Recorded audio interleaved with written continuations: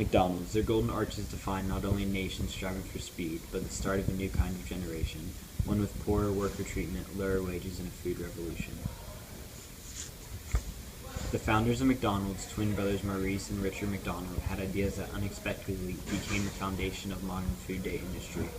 It was quick and easy and met the need for convenience so many desired, but in return sacrificed quality for quantity.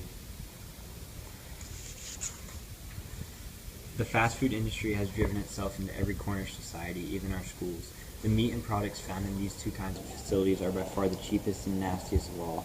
Schools have the lowest quality of processed meat and food available, and the low cost of these foods leaves more money for spending, but in return poisons children.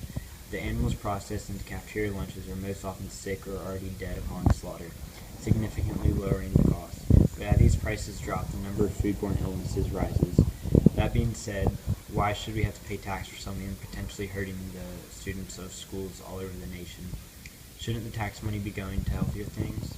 A cafeteria lunch isn't the only horrendous change the fast food industry has brought. What we drink has too. Soda consumption on a daily basis has passed milk consumption by a massive amount. A 1999 study reports that a large mass of babies are now being bottle-fed soda.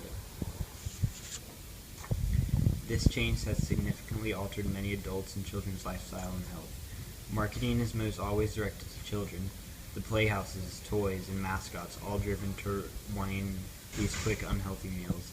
But because a child cannot go alone to a fast food place, most adults must too, significantly raising profits of the business and obesity, high blood pressure, and diabetes rates among all children, all ages of people.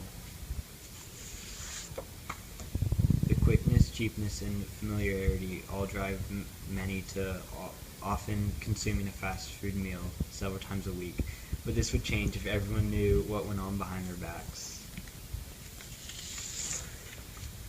All food in fast food restaurants are artificially flavored and genetically modified.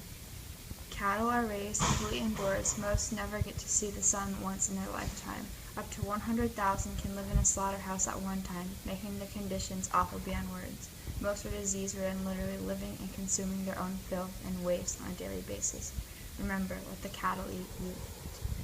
These corridors are by far the most disgusting spots in our nation, and you'd think this would change after the time of an inspection, but no.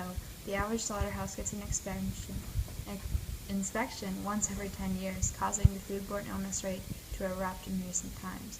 Working in a slaughterhouse is one of the most undesirable and one of the most dangerous jobs in America. When slicing 100 meat pieces an hour, lacerations and amputations are very frequent.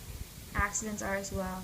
The workers stand shoulder to shoulder for hours on end for little to almost no pay. Not only is what is in the meat bad, what's in the fruits and vegetables can be too. All the healthy options on a menu, like a fruit cup, salad, etc., have been loaded with genetically modified organisms to make them seem bigger and better. So if all this is true, which it is, then why do we eat it? The best answer is that it feeds people. If someone can't afford to put a meal from the nearby Whole Foods or Harris Teeter on their table, they won't simply not eat to look for something cheaper. This is oftentimes fast food. Some people don't have the choice. Healthy is more expensive, and with lowering wages in many jobs, most will never be able to afford the luxury of a healthy meal on a regular basis. This is why, in order to conquer the challenges fast food has brought, we need to change several things. One is to minimize buying.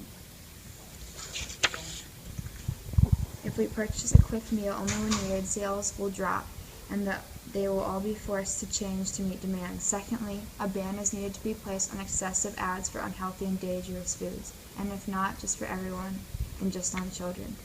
Third, add more job training. This will create a safer, more encouraging, and better work environment for those employed at fast food places. And fourth, dividing up the Food and Drug Administration into two separate things. The FDA has to spend lots of time regulating prescriptions. This is very understandable. But by making them separate, each administration can provide their undivided attention for one specific cause. The fast food pioneers are not bad people. They just wanted to succeed, which they indeed did. But it came with big, severe consequences. But by working together, these things can change for better sooner than later.